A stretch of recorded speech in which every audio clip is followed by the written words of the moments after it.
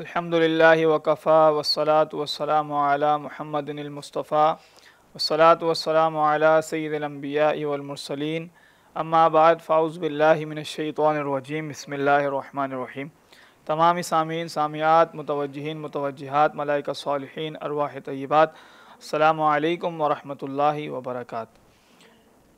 ادارہ رشد و ہدایت کی جانب سے ایک سلسلہ بنام عقیدہ ختم نبوت کی رشد و ہدایت لے کر حاضر ہیں۔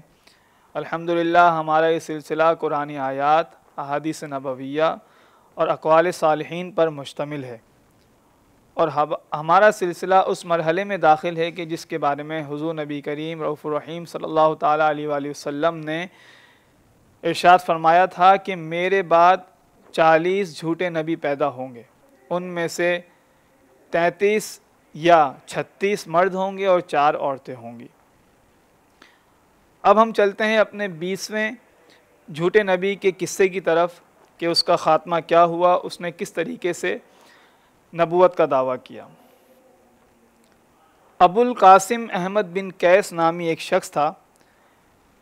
مراکش کے شہر شیلا سے ایک جوان نیک صالح یہود کے ہتھے چڑھا۔ پہل اس نے مناظرے کیے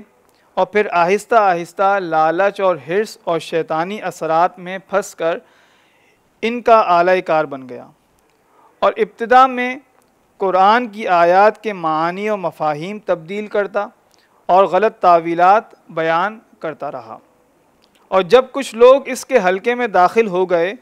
تو اس نے نبوت کا جھوٹا دعویٰ کر دیا اور نئی شریعت رائج کرنا شروع کر دی،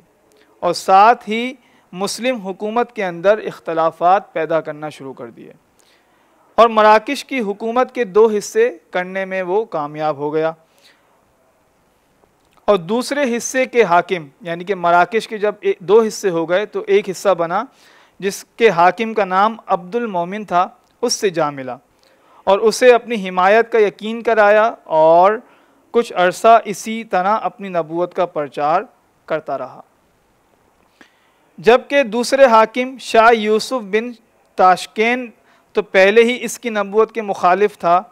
اور اس کے در پہ تھا، لہٰذا عبد المومن کو جب اس کی یہ بات پتہ چلی تو اس نے اسے فوراً گرفتار کرایا اور کہا، ہم مسلمان کتنے ہی جھگڑے یا اختلافات میں ہوں مگر ہم ختم نبوت کے عقیدے پر ایک ہی ہیں اور کسی نئے نبی کو نہیں مانتے اور اسے واجب القتل سمجھتے ہیں، اور بہت طویل عرصہ قید رہ کر 560 ہجری میں مارا گیا اور آگ میں جلا دیا گیا۔ یوں اس کی جھوٹی نبوت کا خاتمہ ہو گیا اور اس کی شریعت بالکل تباہ و برباد ہو گئی۔ ناظرین کرام، ہمیشہ یاد رکھیے گا جتنے بھی نبوت کے دعوے دار پیدا ہوئے ان کو 2 قوتوں کی سپورٹ ہمیشہ رہی ہے، ایک یہودی اور دوسرے نصرانی۔ کبھی بھی کسی مسلمان نے مسلمان رہ کر نبوت کا دعویٰ نہیں کیا، اس کے پیچھے کوئی نہ کوئی سازش ہوئی جس کا سرا ملا تو یہودی اور نصرانی، کیونکہ نصرانی اور یہودی 2 طریقوں سے اس بندے کو اس شخص کو یرغمال بنا لیا کرتے تھے، ایک شہرت سے اور ایک عورت سے، لہٰذا اس کا جو یہ نبوت کا دعوے دار تھا اس کا بھی یہی حال ہوا اور اپنے انجام کو پہنچا اور واصل جہنم ہوا۔ نمبر 21، عبد الحق بن سبعین مرسی۔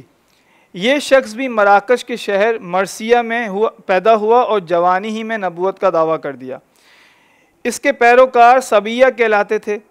بہت متبحر عالم اور انجیل کا مناظر اور عیسائی قوت کا تیار کردہ فصیح و بلیغ شاعر تھا۔ بڑے صاحبان علم بھی اس کے سامنے نہ آتے تھے۔ اس کا عقیدہ تھا کہ محمد صلی اللہ تعالیٰ علیہ وآلہ وسلم نے لا نبی بعدی یعنی میرے بعد کوئی نبی نہیں کہہ کر دین میں تنگی پیدا کر دی ہے، معاذ اللہ، اور اعمال و افکار میں بھی اسلام سے بالکل باغی و منحرف تھا۔ پھر 666 ہجری میں اس نے اپنی بیماری کے لیے حجامہ کرایا،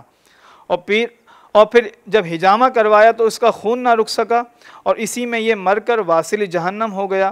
حالانکہ اسے شیخ صفی الدین ہندی اور علامہ سخاوی اور امام بخاری جیسے اہل علم صالحین نے بھی سمجھایا اور توبہ پر آمادہ کیا، مگر وہ نہ مانا اور کفر پر ہی مر گیا۔ یضل بہ کثیرا ویہدی بہ کثیرا، کہ اللہ تعالیٰ جسے چاہتا ہے گمراہ کر دیتا ہے اور جسے چاہتا ہے ہدایت دے دیتا ہے۔ اتنے بڑے بڑے سلف صالحین کے ہونے کے باوجود وہ شخص ایمان پر نہ آیا۔ علماء نے اس کی ایک وجہ یہ بھی لکھی ہے کہ جب اس نے نبوت پر ڈاکہ ڈالا تو وہ اسی وقت سے بدبخت ہو گیا تھا، پھر اس کے مقدر میں، اس کی تقدیر کے اندر ایمان موجود ہی نہ تھا۔ اللہ تعالیٰ سے دعا ہے کہ ہمیں ہمیشہ عقیدہ ختم نبوت پر مستعد رہنے کی توفیق عطا فرمائے، ہمیں، ہمارے اہل و عیال کو اور تمام